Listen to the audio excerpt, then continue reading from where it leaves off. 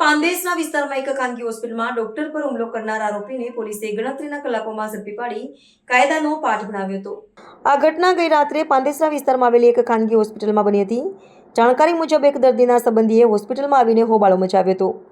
આ દરમિયાન તેઓ ડોક્ટરની ચેમ્બરમાં ઘૂસી ગયા હતા અને એક ડોક્ટરને તમાચો મારી દીધો હતો। આ બાબતે મળેલી ફરિયાદ પર પાંદેસરા પોલીસે તરત જ કાર્યવાહી કરી અને હોસ્પિટલના સીસીટીવી ફૂટેજની મદદથી આરોપીની ઓળખ કરી હતી। સીસીટીવી ફૂટેજના આધારે પોલીસે આરોપીને ઝડપથી શોધી કાઢ્યો અને તેની ધરપકડ કરી હતી। પાંડેસરા પોલીસ સ્ટેશન વિસ્તારમાં કાલે 6:30 વાગે સામે આશરે એક હોસ્પિટલ છે dream children and general hospital. આમાં એક ડોક્ટર છે મનોજ પ્રજાપતિ, એમની પાસે એક રિલેટિવ રાજકુમાર ઉર્ફે બાબા વિશ્વકર્મા આ આપના 3 વર્ષના બાળકને લઈને આવ્યા હતા અને એમની રજૂઆત એવી હતી કે આ બાળકે ઝેરી દવા પી લીધી છે।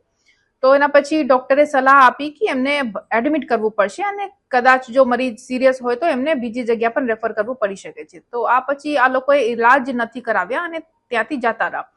પછી થોડા સમય પછી વાપસ આવીને આ ડોક્ટરથી માથાકૂટ કરેલ કે તમને ખોટી સલાહ આપી છે અને એમને માર માર્યો। તો આ ઘટનાની જાણ થતાં જ પાંડેસરા પોલીસ સ્ટેશનમાં ફરિયાદ દાખલ કરી લીધી છે અને આરોપીને અટક કરવામાં આવ્યા છે અને આગળની કાર્યવાહી ચાલુ છે।